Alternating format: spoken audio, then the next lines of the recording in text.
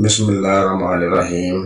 Channel में आने वाले सब नाज़रीन को खुश आमदीद। सब नाज़रीन से दरख्वास्त है आप हमारे इस चैनल को सब्सक्राइब लाजमी कर दें। यूनान के पानियों से एक नौजवान की फरियाद।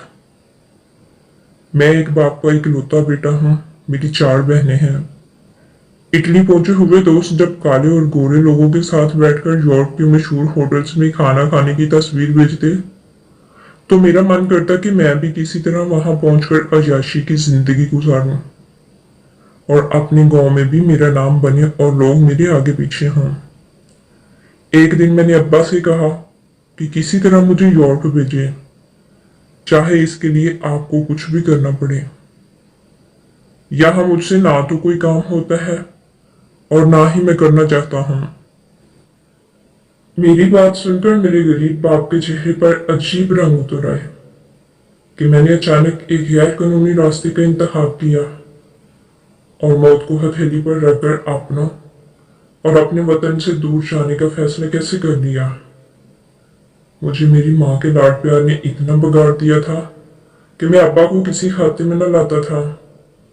हजार समझाने के बावजूद जब मैं अपनी जिद पर अड़ा रहा और घर वालों को खुदकुशी की धमकियां देने लगा तो अब्बा ने सड़क किनारे वाली जमीन 27 लाख में फरोख्त कर दी और मुझे एक माफिया के मुल्क यानी लीबिया बेच दिया, जहां से मुझे इटली फ्रांस जाने के लिए एक कश्ती पर बिठा कर ले जाया जाना था। लीबिया पहुंच गया।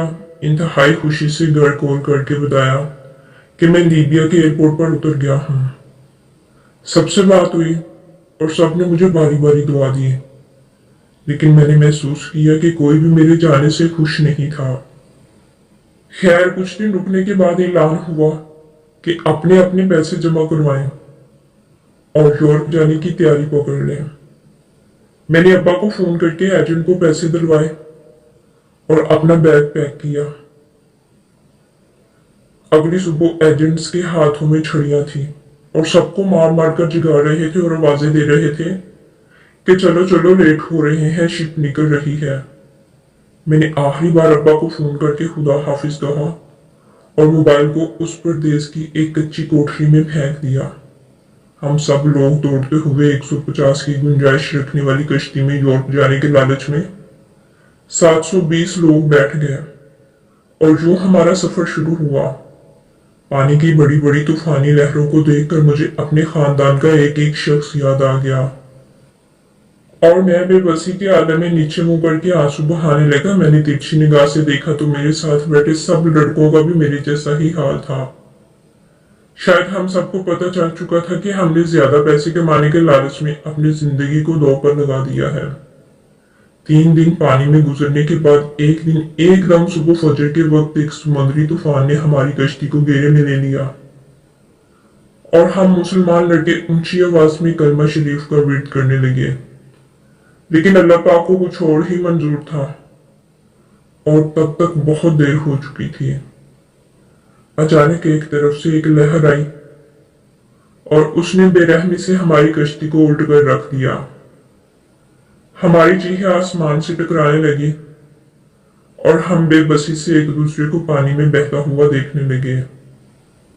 सब लोग अपनी अपनी जुबान में अपने अपने चाहने वालों को पुकारने लगे, लेकिन वहां किसी का कोई सुनने वाला नहीं था। मैं आज भी पानी में गुम हूं। मुझे कोई रास्ता नजर नहीं आ रहा। मेरे नए बने हुए यारों समेत बाकी सब लोग मर चुके हैं और मैं आप सबको इतला देने तक जिंदा हूं कि अपने मुल्क में रहे बेशक थोड़ा खा लें, लेकिन खुद को जाया करके अपने चाहने वालों को दुखों में मत झोंके। मजीद अच्छी वीडियोस के लिए मेरे चैनल को लाइक, सब्सक्राइब और शेयर करें। शुक्रिया।